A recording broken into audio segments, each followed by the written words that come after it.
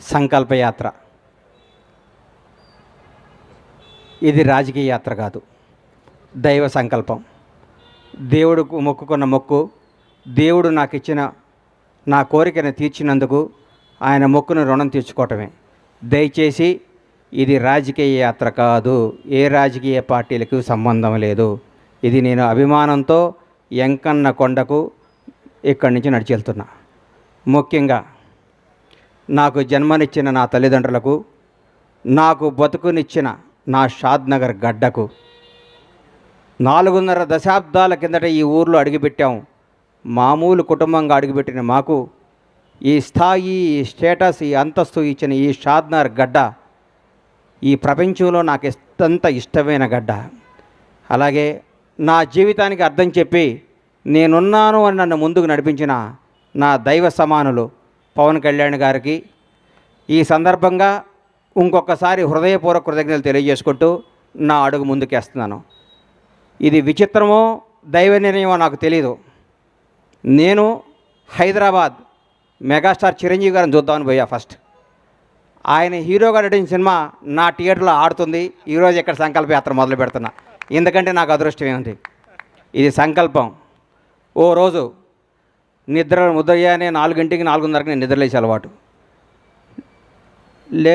లేవంగానే నా ఫోన్ చూస్తే నంద్యాలలో చంద్రబాబు నాయుడు గారు అరెస్ట్ చేస్తున్నారు అని చెప్పారు.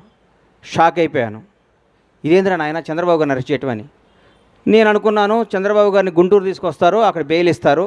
బెయిల్ ఇచ్చినాక ఒక నాయకుడు 15 ఏళ్ల పాటు ముఖ్యమంత్రిగా చేసిన మహోన్నత వ్యక్తి, 40 ఏళ్ల సుదీర్ఘ రాజకీయ జీవితం కలిగిన వ్యక్తి, ప్రపంచవ్యాప్తంగా తెలుగు వాడికి గుర్తింపు తీసుకున్న మహోన్నత శక్తి, ఆయనకి ఎందుకు జరుగుద్దులే అనుకున్నాను. సాయంత్రం వరకు ఆ నిద్రాహారాలు మాని చూస్తూ ఉన్నాను, ఎప్పుడు వస్తుందని. రాంగాలే ఆయన జైలుకి పంపిస్తున్నామన్నారు. అప్పుడు కూడా మనసును చంపుకున్నాను. రాజమండ్రి జైల్లోకి వెళ్ళే లోపు డెఫినెట్గా సార్కి బెయిల్ వస్తుంది, ఏం కాదు, ఇది కూడా ఆయనకి కూడా తెలుగు ప్రజలకు తెలుస్తుందిలే, ఇది నిజమేంటో అబద్ధమేంటో అనుకుంటూ ఉండగానే లోపలికి వెళ్ళారు.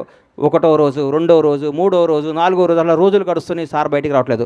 లోపల ఏం చేస్తున్నారని చిన్న టెన్షన్, చిన్న భయం స్టార్ట్ అయింది. ప్రతిరోజు ప్రతి క్షణం ఈయన ఎప్పుడు బయటకు వస్తాడా అంటూ ఉండేవాళ్ళు. ప్రతిరోజు నేను అందరితో మాట్లాడుతూ ఉంటే నేను ప్రతిరోజు వాయిదా ఉన్నప్పుడల్లా సుప్రీంకోర్టుకి వెళ్ళటం జరిగేది. ఎందుకు? అందరికంటే ఆ తీపి వార్త, ఆ మంచి వార్త, సార్కి బెయిల్ వచ్చింది అన్న మాట నేనే వినాలి ఫస్ట్ అన్న స్వార్థంతో ప్రతిరోజు ఢిల్లీ వెళ్ళి కూర్చుంటూ ఉండేవాడిని. ఢిల్లీ వెళ్ళి కూర్చుంటే ఒకరోజు కంపల్సరీ ఈయనకి బెయిల్ వస్తుంది, అందరూ హ్యాపీగా ఉండండి అందరూ అనుకోవటం జరిగింది. మాట్లాడుకున్నాం. ఆ రోజు మా శివాజీకి చెప్పాను, శివయ్య ఈసారి సార్కి బెయిల్ వచ్చేస్తుంది, ఇంకా హ్యాపీ, ఇంకా ఏం కాదంటే మానాడు అన్న రోజు మా వాడు నీది యథార్థవాదే లోక విరోధి, వాడు యథార్థాలు మాట్లాడతాడు కాబట్టి మా తమ్ముడు ఎప్పుడు లోకానికి విరోధి అవుతుంటాడు. ఎవరు ఏమనుకున్నా, ఎవరు ఎన్ని అనుకున్నా, ఏదనుకున్నా మా వాడు స్టైల్ మారదు, మా వాడు పందా మారదు. ఇది ఏం చెప్పిందో అదే మాట్లాడతాడు. మనస్సాక్షినే మాట్లాడే వ్యక్తి శివాజీని మాట్లాడుకున్నాను. ఎల్లంగాలే జడ్జి గారి ముందు కూర్చున్నాను. సార్ది వచ్చింది, బెయిల్ వస్తుంది, 1 గంటలో సార్ బెయిల్కి వచ్చేస్తుంది, హైదరాబాద్ వెళ్ళిపోతే ఆనందం చూస్తే ఆ గౌరవ న్యాయస్థానంలో ఆ జడ్జి గారు ఒకటే మాట అన్నారు, ఇది నాట్ బిఫోర్ మీ అని ఫైల్ పక్కన పడేశారు. గుండె జారిపోయింది. అప్పటికే దాదాపు 43 రోజులు 42 రోజులు అయిపోయింది. ఇంకెప్పుడు బెయిల్ వస్తుందని చిన్న భయం స్టార్ట్ అయింది. నడుచుకుంటూ బయటకు వచ్చాను. ఆకాశం వైపు చూశాను. 7 కొండల వాడు కనపడ్డాడు. అయ్యా, మానవ మాత్రులు ఇది చేసే పనిలా కనిపిస్తలేదు. 7 కొండల వాడా, చంద్రన్నని ప్రాణాలతో బయటికి తీసుకురా. భగవంతుడు సాక్షిగా చెప్తున్నా, చంద్రన్నను బయటకు ప్రాణాలతో తీసుకురా. ఆయనకు పదవి రావాలనో అధికారం రావాలి, ఇవన్నీ నేను మొక్కోలా. ప్రాణాలతో ఆయన బయటకు వస్తే నా గడప నుంచి నీ గడప దాకా నడిచొచ్చి నీ మొక్కు తీర్చుకుంటానయ్యా, నువ్వే చంద్రబాబు గారిని కాపాడాలని మొక్కోవటం జరిగింది. ఆ రోజు మామూలుగా వచ్చాను.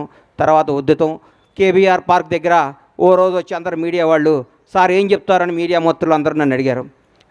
కేబీఆర్ పార్కుల్లోనో, ఔటర్ రింగ్ రోడ్లోనో, ఆస్ట్రేలియాలోనో, జపాన్లోనో, జర్మనీలోనో చంద్రబాబు జై అంటే కాదయ్యా, మీ ఊరు వెళ్ళండి, మీ స్వస్థలాలకు వెళ్ళండి, మీ ఊరు బొడ్రాయి దగ్గర కూర్చోండి, చంద్రన్న గురించి మాట్లాడండి. కరోనా వస్తే 2 సంవత్సరాలు ఇంట్లో కూర్చోలేదా?